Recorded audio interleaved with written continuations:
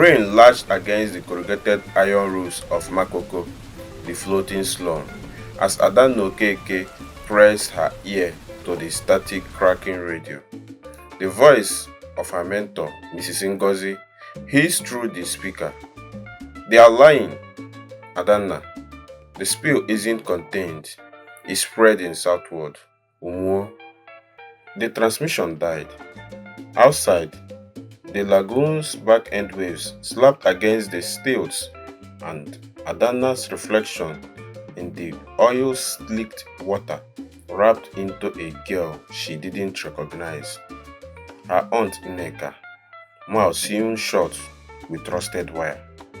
Chukwu stumbled through the cassava fields, his flashlight beam trembling over 12 pairs of small footprints. They led to the riverbank where the Niger's tributary flowed thick and iridescent, like liquid obsidian. His son Ejike's sandal floated atop the sludge. His strap snapped clean. "Papa!" The voice came from beneath the water. Chukwu lunged, grasping only a fistful of slime that squirmed like maggots. Far away in Lagos, Adanna's radio sparked to life one last time, broadcasting a child's giggle. Adanna adjusted her starch waitress uniform, the stolen ID badge itching at her collar. The air reeked of champagne and hypocrisy. Another round for the vultures, muttered Tunde, her co-conspirator from Women of the Soil, as he loaded a tray with horse divorce. His gaze flicked to the stage where Shell BP CEO grinned beside Nigeria's Minister of Petroleum. They are announcing Project Blood tonight. Keep your recorder ready. Adanna's fingers brushed the USB pendant hidden under her blouse. Nneka's photo tucked inside. He wove through oligarchs and diplomats, her tray of poisoned canapes trembling. "You're new," the voice froze her blood. Mr. Dekunle, the oil baron fixer, loomed over her, his agbada embroidered with pipeline masquerading as tribal motifs. His cufflinks glinted, a tiny oil derrick. "Yes, sir," Adanna whispered, head bowed. "Lift your eyes." She did. His smile flattered. "You have her face," he breathed. Nneko's face. Before she could react, screams erupted. A waiter collapsed, foaming at the mouth. Her poisoned canap gripped in her hand. "Run!" Tunde shoved her towards the service exit. Chukwu found the village dibia carving symbols into tortoise shell. The old man didn't look up. "Your sister's rebellion woke what your father buried. The river hungers for justice." "What justice?" Chukwu demanded. The tortoise hissed. Its shell split, revealing a map of Umuoba with veins pumping black liquid. "The blood of the land," the dibia said. "Your father sold it. Now it sells us." Adanna crouched in a leaking shack. The USB pendant plugged into Mrs. Ngozi's laptop. Files exploded across the screen. Project Blood. Semisig charges along the Niger Delta. Nnamdi Okeke, 1960. Signed land deeds for geological surveys. Nnenna Okeke, 1959. Terminated assets buried. "They killed her," Adanna whispered. Worse, Mrs. Ngozi coughed blood into a handkerchief. "They made her a sacrifice. Her spirits trapped in the pipelines." A knock. Tunde entered with a stranger. a woman in a tech vest, her hair shaved into glyphs. "This is Zainab," Tunde said. "She can decrypt the rest." Zainab's fingers flew across the keyboard. "They are fracking near Umuoba, triggering the earthquakes to release shale oil." The screen flickered. Security footage showed Ejike leading children into Derek's shadow. "That's my brother," Adanna lunged forward. Zainab gripped her waist. "The rivers poisoned them. It's a hive mind now."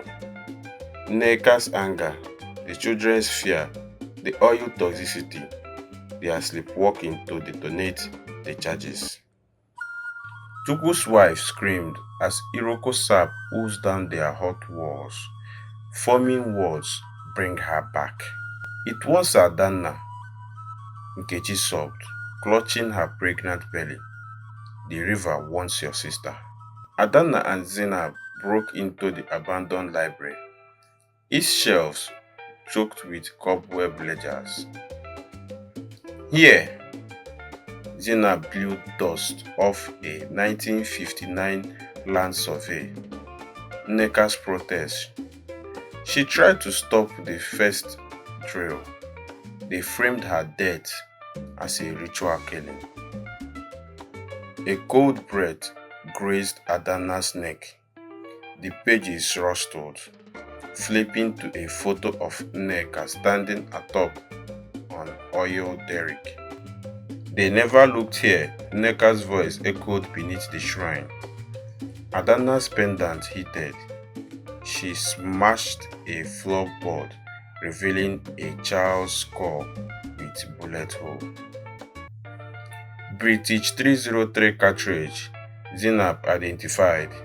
They executed her.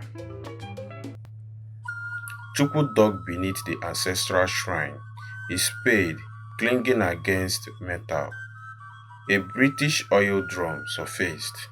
Nneka's skeleton crawled inside, clutching a diary. 15 June 1960. The company men said, "Bury her alive to silence the land. I poured concrete. Forgive me." Oil bubbled up, forming a hand that seized Chukwu's throat. "Bring her home." Adanna infiltrated Adekunle's penthouse. Zainab hacking the security grid. "Find the detonation codes," Zainab urges through the earpiece. Adekunle's office walls displayed maps of Umuoba, red X, marking fault lines. Adanna photographed them, her pendant burning. "Look for these." Adekunle stood in the doorway, detonator in hand. Behind him, Mark's guards advanced. "Your aunt died screaming," he smirked. "You will join her." Adanna leaped through the window, shattering glass, and plunged into the lagoon. Chukwu waded into the poisoned river. Nneka's diary strapped to his chest. "I'll bring her back. Just return my son." The water coiled around him like a serpent. A child's hand emerged, offering a rusted key. Adanna surfaced beneath the bridge, gasping. The concrete pillar before Nneka's name, carved by British bullets. "I am here," she screamed.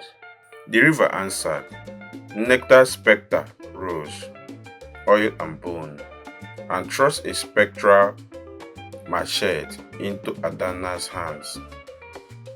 Chukwu inserted the key into the derrick's control panel. Ejike's voice echoed. "Papa, run!" The explosion tore the Niger into two. As Lagos skyline folded into the fault line and Umuoba soil bathed geysers of flame, the sisters' voices marched across the chaos, one alive, one dead, one fury. Somewhere, the night heron laughed. With Lagos in ruins and Umuoba's survivors fleeing inland, Adanna and Chukwu must unite to confront the awakened earth goddess Allah. But her price for peace may be a second sacrifice, Adanna's life for Nneka's vengeance.